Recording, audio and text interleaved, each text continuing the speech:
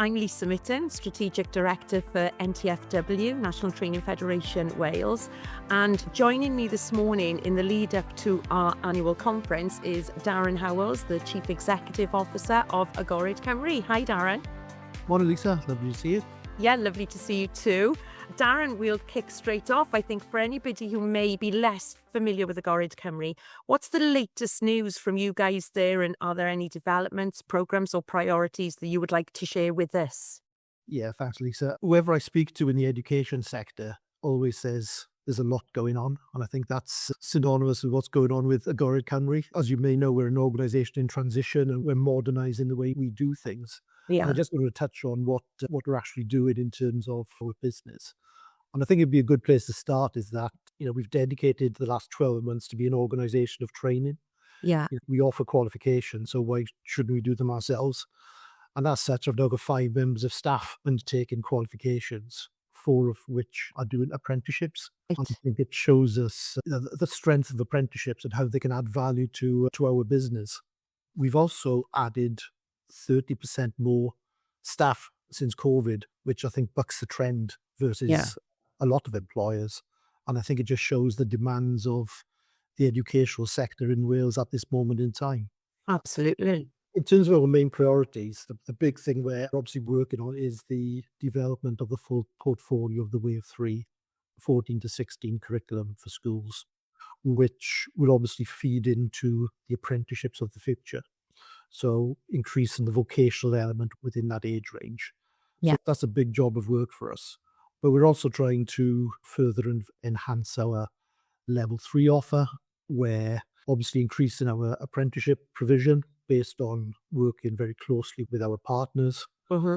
We are increasing our rollout of our newly released banking and finance qualifications, which is exciting at level 2 and level 3. Yeah. But I think the other part is we are obviously working very closely in instilling AI into our internal practices, into developing assessments and developing our qualifications, and then underpinning that with digital badging and micro-credentials as well. So it's all really exciting times at this moment in time. And I think the interesting thing is the strength and the quality of some of our qualifications have piqued the interest of other countries as well. So it shows that we are doing quite well in Wales as well. Yeah, that sounds really good. And I think you've just touched upon some of those key priorities that I was going to lead into really with my next discussion with you. And that is about the skills landscape in Wales is evolving rapidly. When we talk about opportunities or challenges for Agored Cymru and what are you focusing on right now to support providers, learners, employers, etc. And so you've already mentioned some of those, the financial aspect, AI, etc., and also those digital badges and micro-credentials as well. All new and growing within the sectors. Is that where you see some of the biggest shifts happening in qualification needs, particularly around those areas, or there are other emerging sectors? There's probably 5 areas of demand which we are seeing. The first one is digital, which is self-explanatory, but it's not just a demand for coders, for example. It's about digital skills for business. We currently offer 22 qualifications in that sector.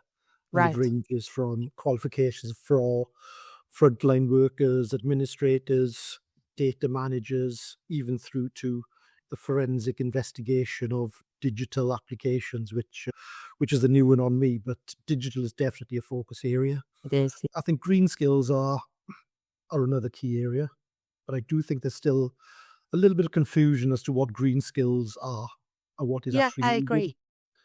Are these skills that should be embedded in qualifications, or should they be standalone to support green industries? About sustainability, is it about net zero? So I still think there's a little bit of confusion, but the general market is definitely growing. Yeah. I've touched on financial literacy. I think that is an area where there's greater focus on the need to start children younger with their financial knowledge, and that feeds So important. feeds into later ages. I am seeing demand in traditional sectors as well. We shouldn't forget about the traditional sectors. So within health, within agriculture and land-based. So these are almost niche centres for Wales, areas for Wales, but it's very important for us. Emerging sectors always interest me. And I suppose if you ask a classroom of 8-year-olds what do they want to be when they grow up, they all say, to be an influencer. But Yeah, the wonderful world of social media platforms. absolutely, but it's something we shouldn't be scared of and maybe Uh, embrace. You're so right. Yeah, definitely. Darren, I think the last point is a significant point, but it's a different world we're living in these days. And I'm sure you're like me. We're trying to get used to these social media platforms and think we get a grip and then something else comes up. But it is important that we capture that in some of those developing skills as we move forward into the future. But just to touch back on what you said with green skills, I think you made a very pertinent point there. It is the hot topic. We hear it over and over again about being a growth industry. But we mustn't forget that it's already there. It's something we've been doing for a number of different years. A lot of our apprentices are delivering qualifications with you guys where that green skill is already embedded within the qualifications. So it's highlighting that. Like you said earlier, it's badging that or making sure we do some micro credentials in those areas as well so we can tailor make some of those or just shine a light on some of those areas within the qualifications. And then the other point you make, I think, again, is so important. We talk about emerging new landscape, we talk about new skills, etc. But we mustn't forget about those traditional skills and apprenticeships that we need that really keep this economy going as well, like agriculture, like hospitality, etc. So vitally important. So thank you for mentioning those as well, and some interesting work that you're undertaking there.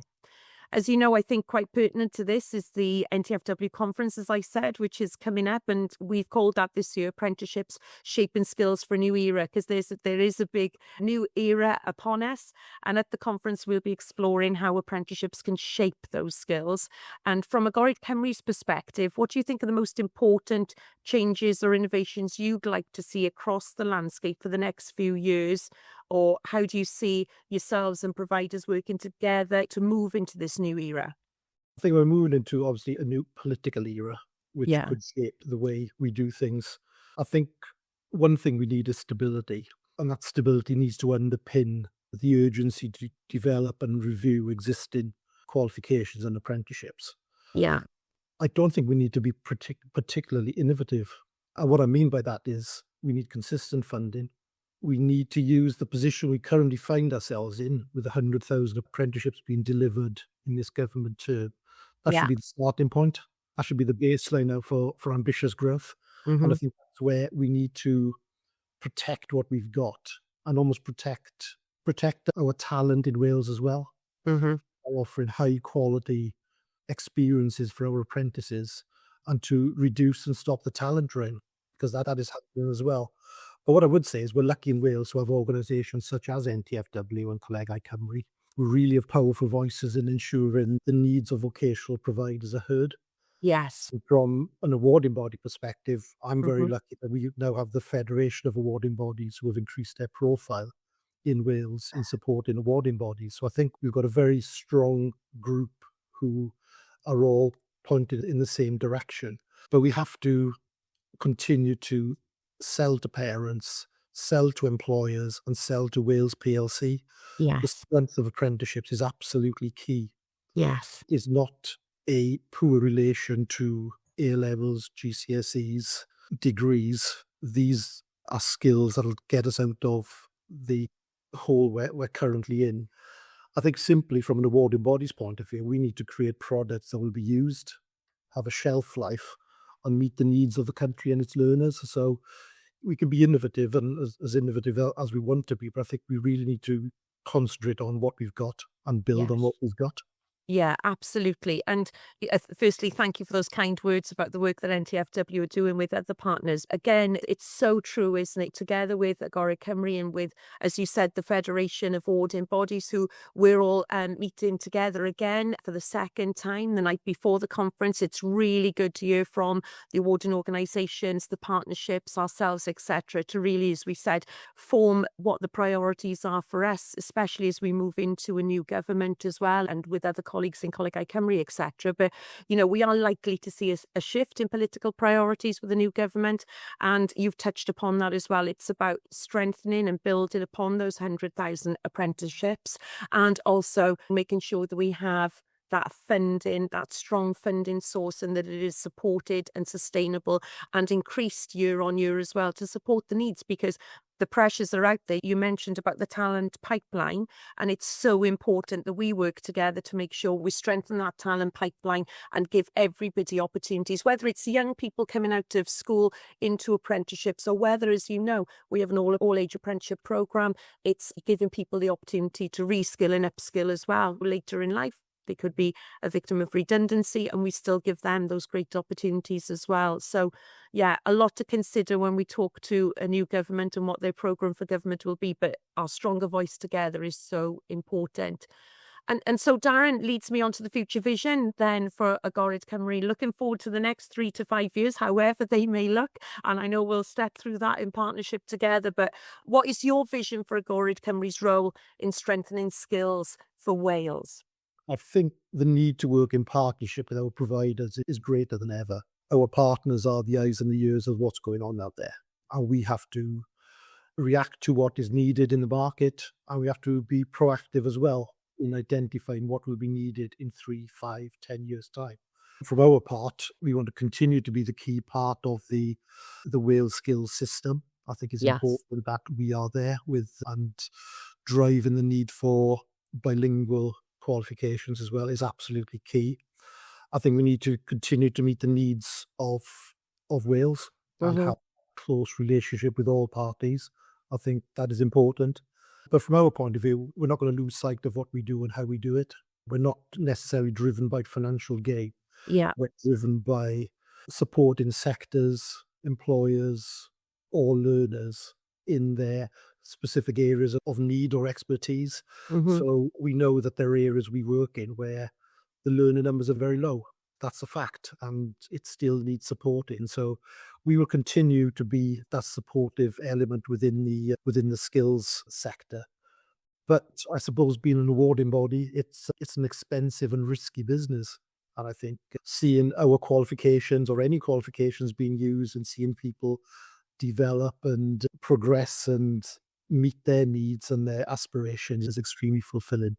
It really is, isn't it? It's so rewarding. I know that you've joined me at a number of different events last week as we celebrated Apprenticeship Week, and to see those apprentices and what they've achieved and then the career paths that they're taking, it is really so fulfilling. So thank you for reminding us of that and the importance of that partnership work as well, Darren.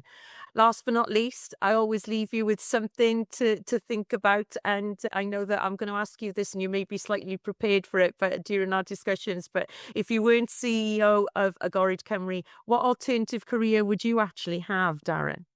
Thanks, Lisa. Nothing like being put on the spot. But it's what I'd like to be. I've always wanted to be a helicopter pilot. Okay. Or what I really would like to be is a long-distance lorry driver. But that's... Right. don't ask me why. It's just something I really fancy doing, but maybe I'm a bit too old now. But never say never. It's the age of lifelong learning, so you never know. Yeah, no, exactly. And a helicopter pilot is fantastic. The lorry drivers, Eddie Stobart always comes to mind. You know, in the world that we work in, we've travelled the length and breadth of the country, haven't we? And I remember always trying to see those Eddie Stobart trucks with the names on the side and collect them all as well. Yeah, I can see why that would be a pretty cool job to undertake. Well, Darren, as always, you've made some really important points today. It's great to have this discussion with you. Inevitably, we'll see each other shortly at the conference and at the FAB event as well. But I'm so grateful for you joining me this morning to undertake this podcast and just really set us up for what is the future landscape of skills in Wales and for the continuing partnership that we have and on behalf of the training providers in Wales as well. Thank you ever so much.